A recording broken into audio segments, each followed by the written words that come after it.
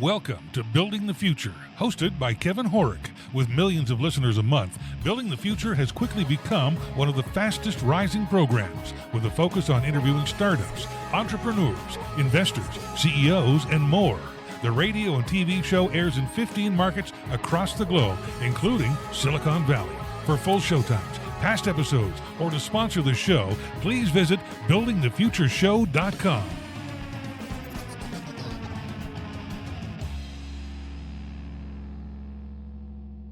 Welcome back to the show. Today we have Steve White. He's a leader, speaker, and author of the book Uncompromising. Steve, welcome to the show. Great. Thank you, Kevin. I'm so honored to be here with you today. Yeah, I'm really excited to have you on the show. I think, well, you've done a tremendous amount of stuff. The book doing really well, and I've been enjoying it myself. But maybe before we get into all that, let's get to know you a little bit better and start off with where you grew up. Great. Well, I grew up, I like to consider myself a Midwestern boy. I was born in Florida, but grew up in Indianapolis. My formative years were spent there. Interesting. Okay. So you went to university. What did you take and why? Indiana University. I wanted to be a sportscaster, quite honestly. I majored in journalism. And at that time, people were not making a ton of money doing sportscasting. So one of my professors said, Steve, why don't you take some business classes? So I minored in business and realized I really enjoyed it. While sportscasting and journalism was fun, I really got excited about the possibilities of building businesses, working with teams. And so as I minored in business, college recruiters from different companies would come to campus. I got connected and I started working with a company called American Hospital Supply, carrying a sales bag. And it was the best way to really learn business when you've got to go out there and convince people that your products and services are better than the next person. Okay, fascinating. So walk us through that job, the rest of your career, and then I want to dive into what you're doing today, and then we'll get into the book. Sound good? Great. Yeah. So join corporate America. And so I was one of these kids, Kevin, and I grew up in the housing projects of Indianapolis. And early on in my life, my dream was to be a postman. I never even thought about, going to college, being a business person. But, as things go along and you demonstrate that you're a hard worker, you have a great attitude, it's amazing to me how many people take an interest in helping you drive your career. And so after Indiana University, I started working with American Hospital Supply, and I enjoyed a lot of early success, Kevin, probably too much too soon. I was the rookie of the year. I was the top quota breaker for the company. I got promoted. I moved to Chicago. Then right after that, I became the youngest sales manager in the company's history. They moved me to Michigan. So at 22, going on 23, I'm now running my own sales team. But guess what happened, Kevin? A year into that job, I got fired. Because everything I had done up to that point was focused on me, how hard I worked, how many hours I put in. But once you get the opportunity to lead men and women, it's less about you. It's all about them and how you can develop them, how you can invest in them, how you can help them be the best that they could be.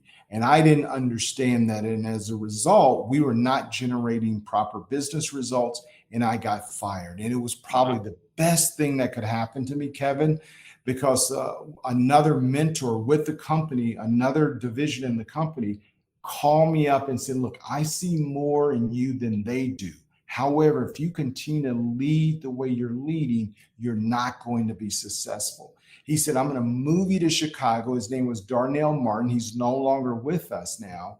And he really poured into me how to be a servant leader, how leaders eat last. And the more and more you pour into your team, the more and more they'll pour back into you. And that's how you'll get promoted. So taking that lesson, I really focused my time and effort on serving people, and my career took off from there. So I worked at American Hospital Supply. I spent time at Pepsi-Cola and Colgate-Palmolive, but the majority of my career has been in the cable industry, and that's what I've been doing the last 20 plus years or so, still working with Comcast. Interesting. So what's your role at Comcast? Well, I guess what have your roles been at Comcast? Because you've had a few of them. Yeah, a number of different roles, but in every single job, Kevin, it was leading large groups of men and women, starting as a regional manager in the Southeast, going to California. The last 11 years, I was the president of Comcast West. We generated about $18 billion in revenue. I had responsibility for 30,000 employees. We served almost 13 million customers. So we were responsible for all of Comcast Cable's operations west of the Mississippi. So fairly significant job. I did that about 11 years. And today I serve as president and special counsel, supporting Dave Watson, our CEO of our Comcast Cable Group. I focus on leadership development, DE&I, strategic planning, acquisitions, etc. Fascinating. Okay. So what made you decide to write Uncompromising, and what is the book about? Well, it's a good question, because when you reach a level of success, Kevin, you never get there by yourself. And there have been a number of men and women that have given me a hand up, Kevin. That's not a handout. A hand up I define as an opportunity to display my real talents.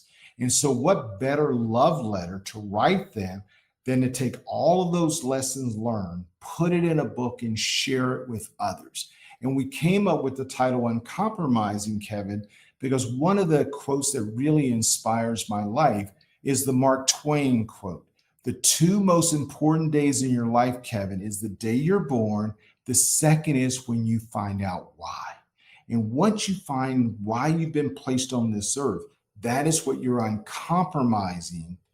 That is what you're ruthless in your pursuit of living your best life by living your purpose of why you've been placed on this earth. So throughout the book, I share these lessons of how I was able to identify my fight, my purpose, my why I was placed on this earth.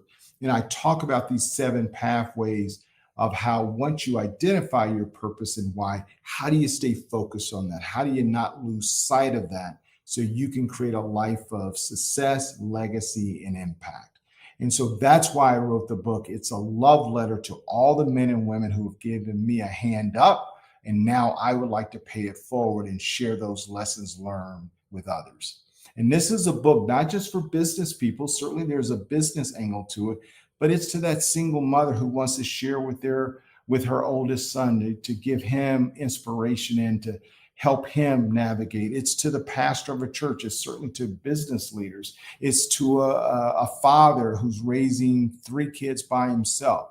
This book is for everyone, because we all have been placed on this earth for a reason.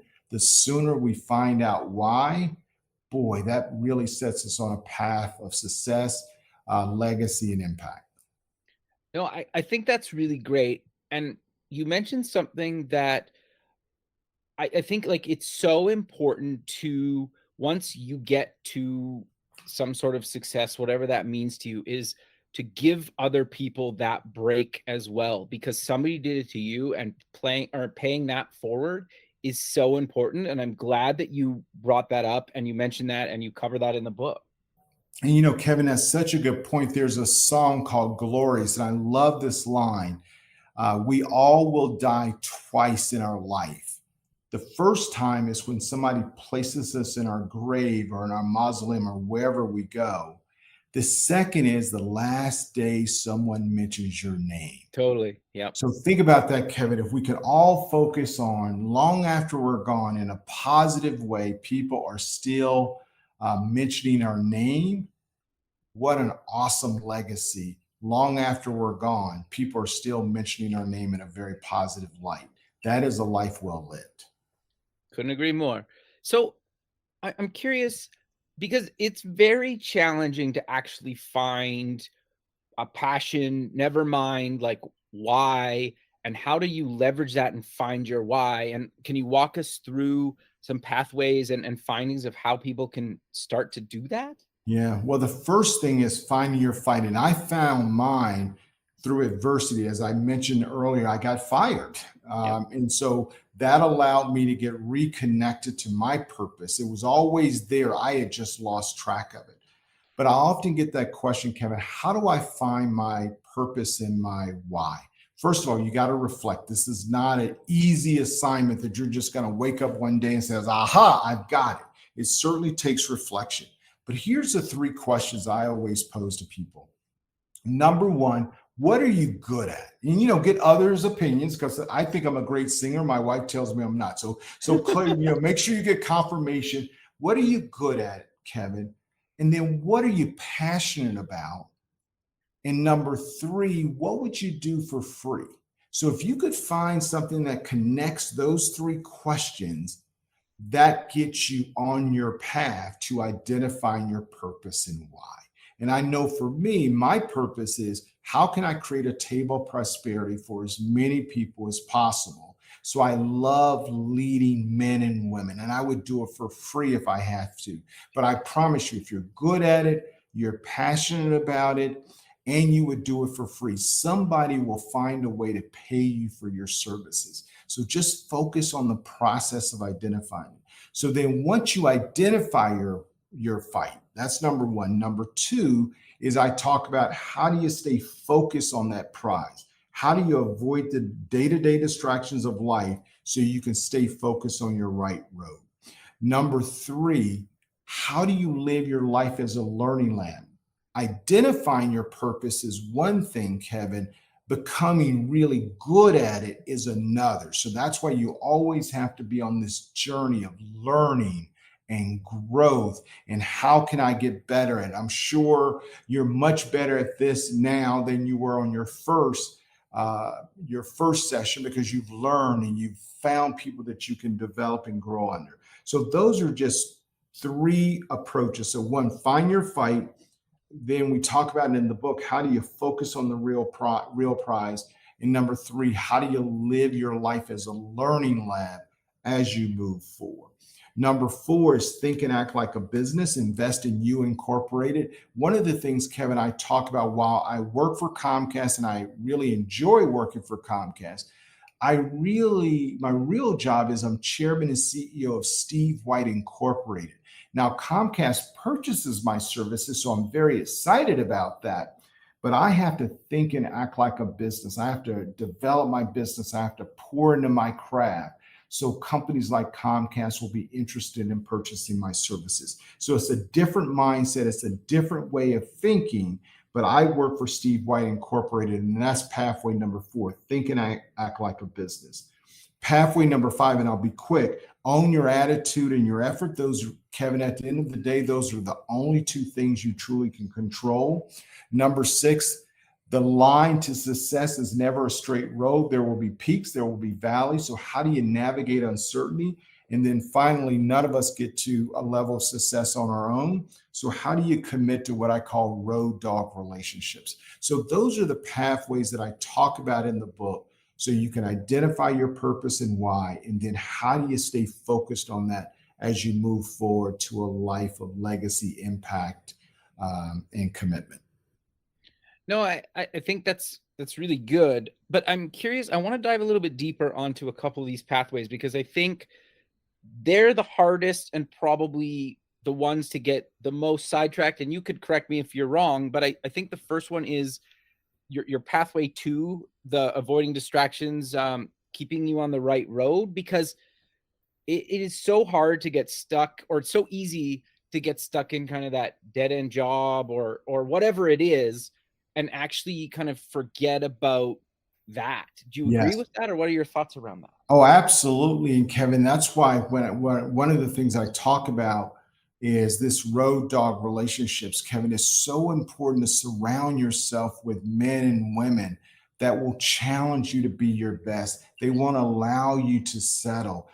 They'll give you the tough love. Kevin, every time I meet someone, I say, tell me, who do you have in your life that can come in and be honest with you and straight with you and give you the real truth? So when you can surround yourself with men and women like that, that helps you stay focused on what you're trying to do. You tell them what your vision is, you tell them what your goals are, and then you give them permission to hold you accountable. That is a significant way that I try to stay focused. I have what I call a kitchen cabinet, Kevin. There's 7 men and women that serve in this group, and some they come in and out. But I've got these 7 men and women that I don't make a major decision unless I consult this kitchen cabinet. And I talk about what I'm trying to do. I talk about my vision, and I seek advice and counsel.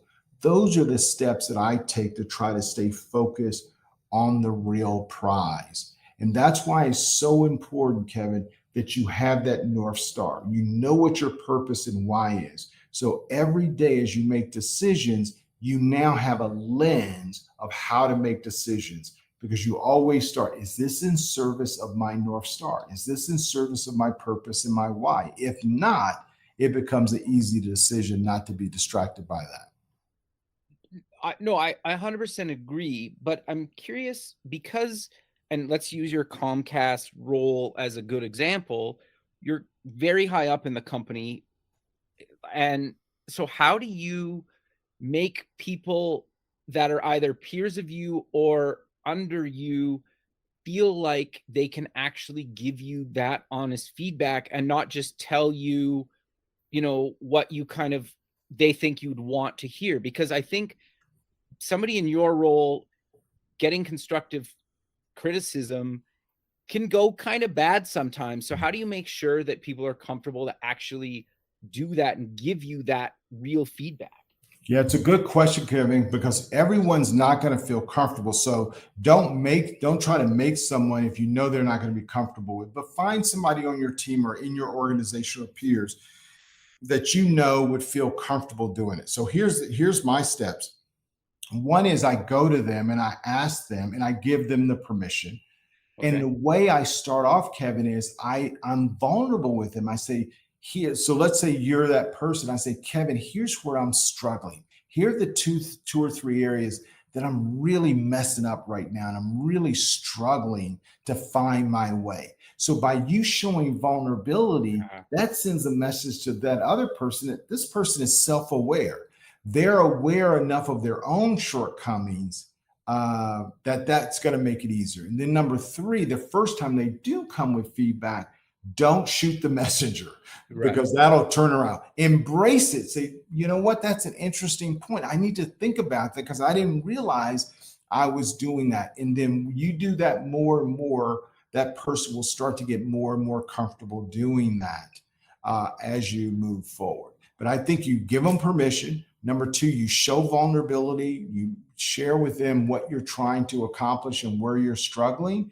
And then the first time they come with you with feedback, don't shoot the messenger.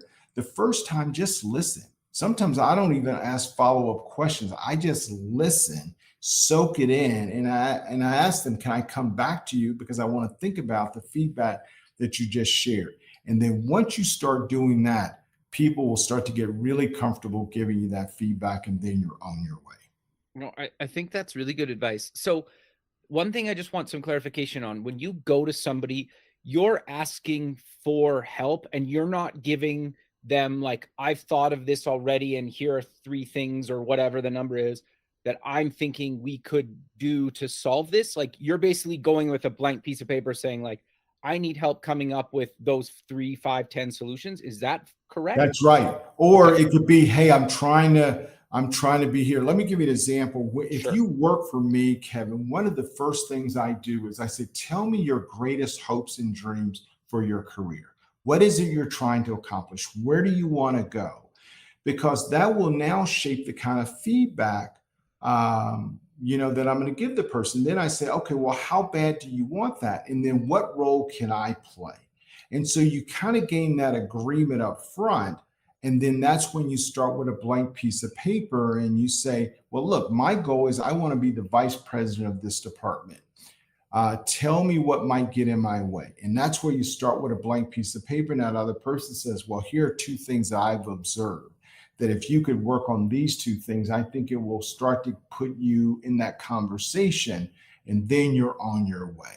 And then find multiple people to get feedback. You don't want to just have one, Because Kevin, you want to be able to validate the feedback that you're getting from one person. So now if you hear from person number 2, person number 3, person number 4, now you're developing themes. So you never only want to have one person in your kitchen cabinet. That's why you want to have multiple people, because now you can cross-check the feedback that you're getting, and where you hear those consistent themes, that'll give you a good sense that, okay, I'm on the right track. I know where my focus is. No, I think those are actually really good. That's really good advice and tactics of ways to get people to give you what you're looking for. Because let's be honest, we all don't always have the answers, and you never know where sometimes the best solution can come from somebody that is in a totally different department or isn't even really in that department, right? At all. That's exactly right, Kevin. And can I add one other thing? Sure. As you start to evaluate your conversations, I want you to think about this. If there's a 30-minute conversation, I should speak no more than 25% of the time. If you're seeking out someone, if you're doing all the talking, you're headed in the wrong direction. So if you could just visualize and think about a conversation 75-25, I'm going to do 25% of the talking. I'm going to ask the questions. Then for the other 75% of the time, I'm going to listen. And even when it gets silent, don't freak out. Get comfort in the fact that it's quiet. That's allowing that person to think, particularly if you're talking to an introvert. So that's another way to ensure that you're on the right track. If you're doing 25% of the talking and 75% of the time listening, that gives you a good opportunity to get some real gems that can help you on your way. No, I think that's actually really good advice. So you mentioned about investing in you and thinking of yourself like a business. Can you elaborate on that? And why do you think that's so important? Because I 100% agree with you. Well, it's, Kevin, because think about this, the world is changing so fast that if you don't develop your skills along with the rapid pace of change, in corporate America and technology and all of this, you're going to fall behind. So think about this.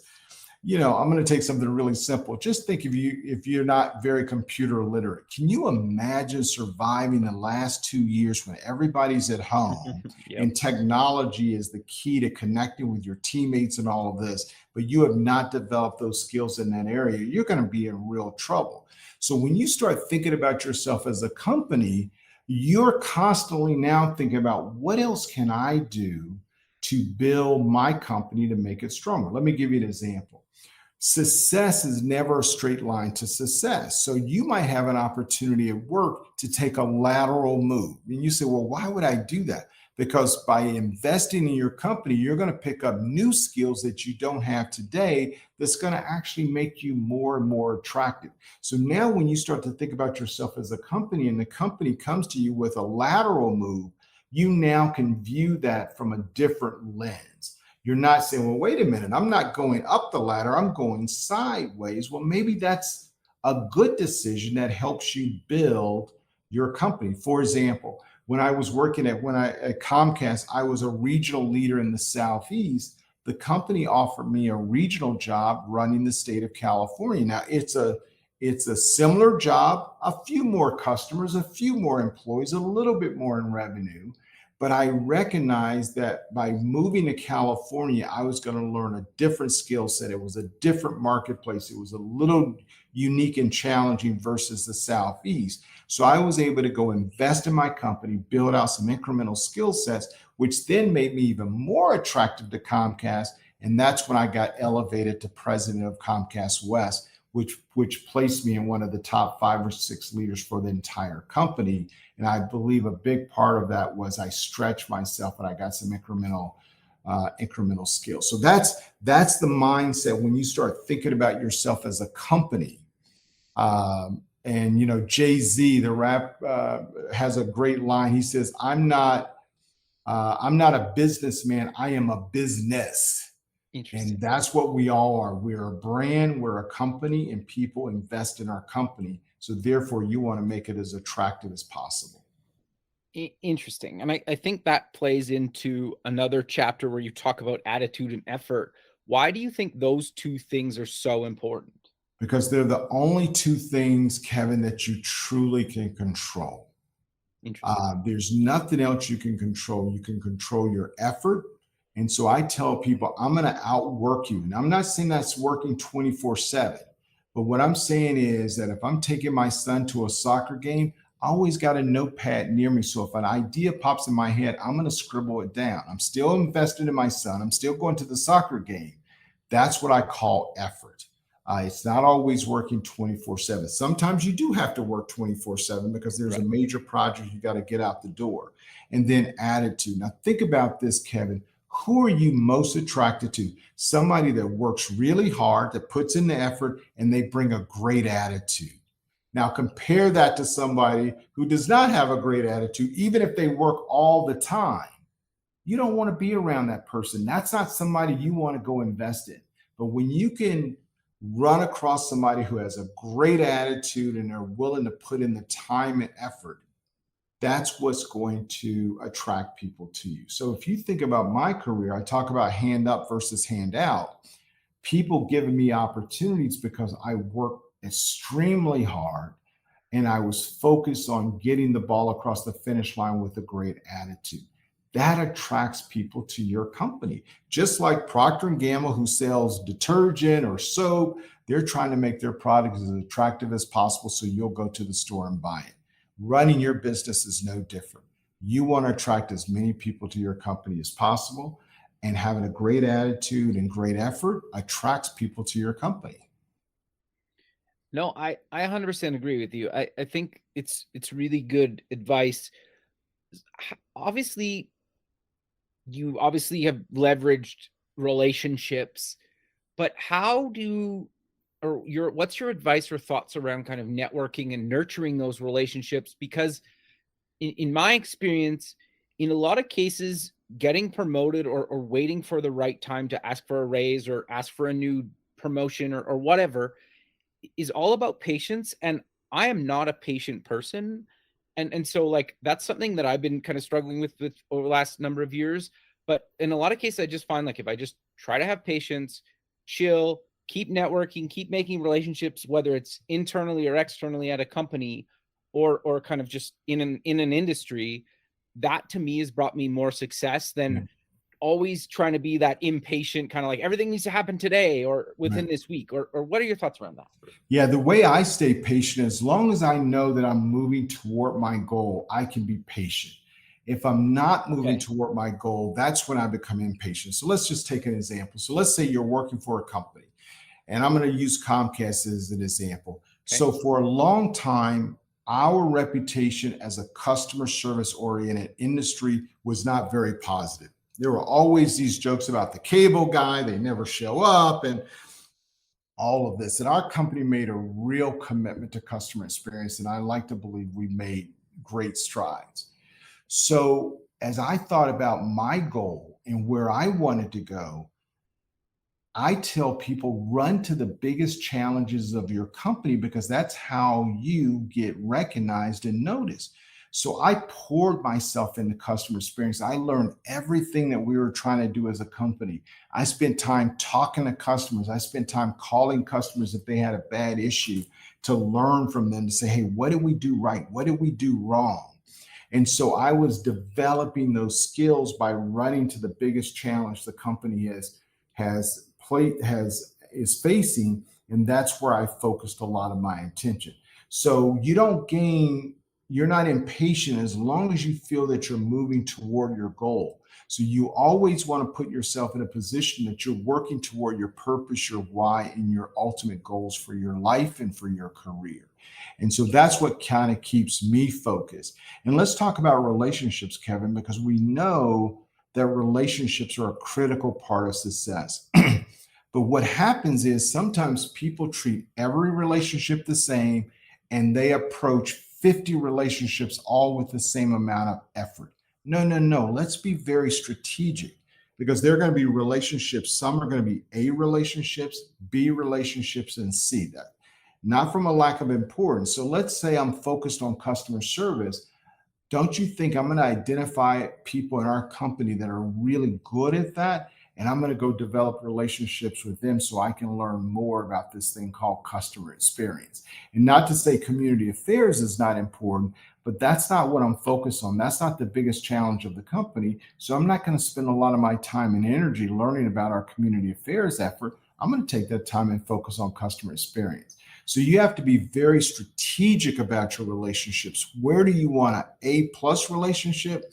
Where do you want a B+ relationship? Where do you want a C+ relationship? And C is not a bad thing. You're saying that's an important relationship, but it's not critical to my success. But this A relationship is critical to my success. So I'm going to overinvest there so I can have an A+ type of relationship that serves the vision for my company and where I'm trying to go. Hopefully that makes sense. No, that totally makes sense. And as somebody that doesn't do this, the question, I don't know how to phrase the question, and maybe you could help me with it, but I spend a lot of time thinking about this stuff and have in my past about kind of trying to navigate my career. It's not been perfect. Nobody's ever is. Like you mentioned, it's kind of a weird jaggedy line that goes everywhere. But I find so many people don't actually put really a lot of thought into it. And I know, like you talk about, obviously, a bunch of pathways in the book to helping people through this, but how do you get people to actually put some thought into this, to start getting on the journey to this? And why I ask, because I find so many people complain about where they are, and then you kind of ask them, like, well, what are you doing to change that? And in a lot of cases, their answer is, well, nothing. And it's kind of like, well, you're probably not going to change if you're not making the effort. So how do you get people thinking about this stuff and actually making that change to kind of go for it and start going on their journey, or changing their journey to become happier, I guess, is probably the goal. Well, the first question I always ask, Kevin, tell me what you're trying to accomplish. So let's look out 5 years, 10 years. Where do you envision yourself? And that tells me a lot, because that means they've thought about it. They have a clear vision for themselves. And even if they don't, just by me asking that question, it gets the wheels turning. And then we say, okay, now let's back into that. So let's say 10 years from now, you want to be doing ABC, or 5 years, or 1 year, whatever your time horizon is. Now let's back into that, and let's talk about the steps that you've got to go take to get there. And then we talk about the alternative. We talk about, if you don't do this, what happens to your life? And so when you can show the positive of where you want to be and the steps to get there, and then on the flip side, show if you don't do these steps, here's where you're going to end up. And are you comfortable with that? And most times I find when you can paint a picture for folks on what it is they're trying to accomplish and what they don't want to accomplish, or what they're trying to avoid, that gives you a good start to have that conversation about putting somebody on the right track to reach their goals. Because let's think about this, Kevin. Every one of us have a little light inside of us. And most of us who have attained some level of success, somebody found that light and they helped us make it brighter. Now, we also know it can work the other way. You can take a bright light and you can turn it down and really suck the energy and enthusiasm. So you want to make sure you're surrounded by people that are going to help you make that light brighter. And those kind of questions, like, tell me about your greatest hope for your life, and then encourage them. What you're doing is you're making that light brighter, and that's what helps people get going. Now, guess what? Sometimes people are going to make a decision and you can't change it. So then don't waste your time there. It has to be a relationship where somebody wants to get there. And sometimes the timing's just not right. They're not ready to make that commitment, and that's okay too. But I try to pour myself into people that have made that decision, that they want a life of impact, legacy, and success. And that's where I devote my energies.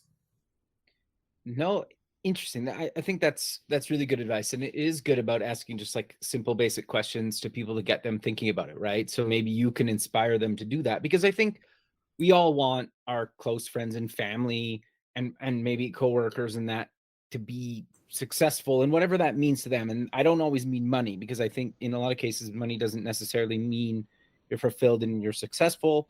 Some people it does, but I don't think it has to. Do you agree with that? I agree. That's why I always start with, tell me what your greatest hopes for yourself. Okay. Because a lot of times, they have a vision and a goal, and so you go from there. Let's take this time right now.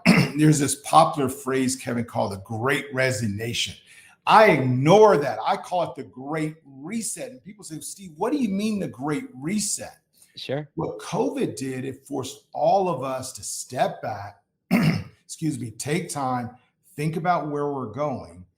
And now all of a sudden people are saying, you know, what I've been doing does not serve my purpose. It does not drive my passion. I'm not happy doing that. Yeah. And so now people are going through the Great Reset. And in some cases, they're leaving their job. So people call it the Great Resignation. I want to focus on why. Yeah. And I believe people are not fulfilling their purpose and their why, and they're looking for it. And that's why I wrote the book Uncompromising, which really focuses on that critical quote by Mark Twain. The two most important days in your life is the day you're born. The second is, why were you born? If you can start to answer that second question, you'll never work another day in your life, because now you'll be doing stuff that fuels your passion. And you'll get out of bed excited in the morning. You don't need an alarm clock. You're ready to go. That's what people are searching for. And that's why I wrote the book, to help people find their purpose, find their fuel, find their why. Because once you click into that, you'll never work another day in your life, figuratively speaking. No, I 100% agree with you.